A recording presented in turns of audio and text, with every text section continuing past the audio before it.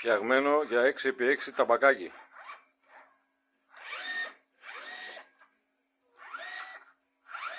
Δεν ξέρω αν είπα το όνομά του σωστά, αλλά θα σας δείξω το μηχάνημα.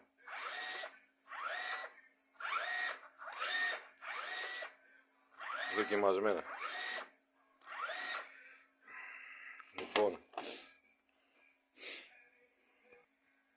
με το χειριστήριο μαζί και τα παρελκόμενά του, εκτός μπαταρία και δυναμό, που πρέπει να τα βάλετε εσείς. Λοιπόν, εδώ πατάμε αυτό. Πάμε εδώ, κατεβαίνουμε κάτω,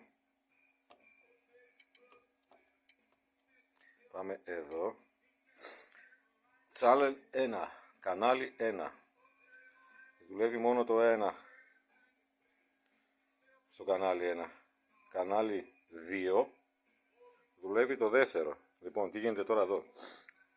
Η κίνηση είναι αυτή. Πάμε και κατεβάζουμε τις κινήσεις. Πάμε στο 50.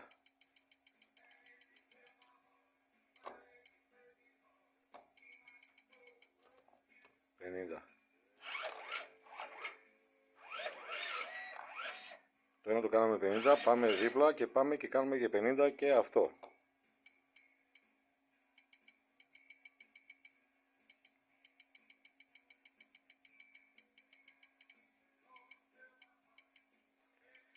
Το κάνουμε αυτό για να κάνει μικρότερη κίνηση το σέρβο. Λοιπόν, το ένα είναι 100%.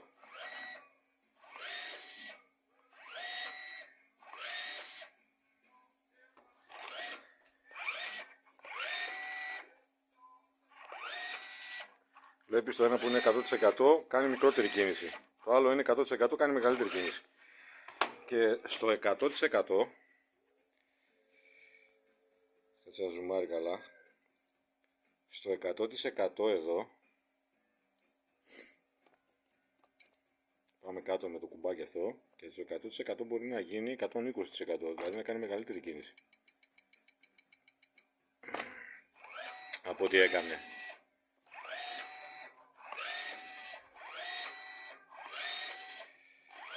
Όταν τα βάλεις πάνω θα πρέπει να τα πας 50% και μετά να τα ρυθμίσεις προσεκτικά για να μην σπάσεις κάτι από το σέρβο.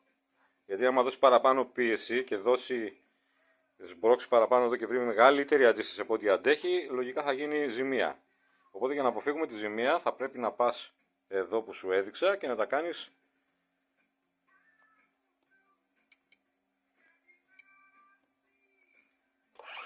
προσεκτικά. Μισό λεπτό λίγο τώρα γιατί βλέπω μέσα από το κινητό και μπερδεύομαι κι εγώ. Πήγαμε κάτω. Με αυτό το κουμπάκι πηγαίνουμε και διαλέγουμε τα channel. Λοιπόν, άμα το πατήσουμε πατημένο έρχεται στο 100.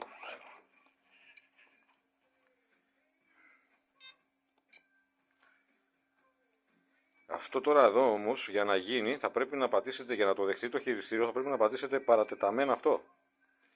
Αλλιώς δεν θα τα δεχτεί άμα το κλείσετε. Άμα κλείσετε εδώ πρέπει να το πατήσετε παρατεταμένα. Δηλαδή για να καταλάβεις, το πάμε εδώ, άμα το κάνουμε αυτό έχει φύγει, δεν τα έχει πάρει, είναι 100%. Άμα πάμε εδώ και ανεβάσουμε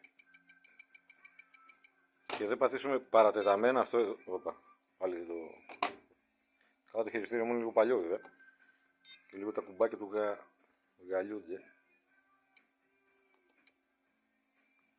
Λοιπόν, για να δείτε, άμα δεν το πατήσω αυτό παρατεταμένα δεν αλλάζει. Βλέπετε τώρα που άλλαξε.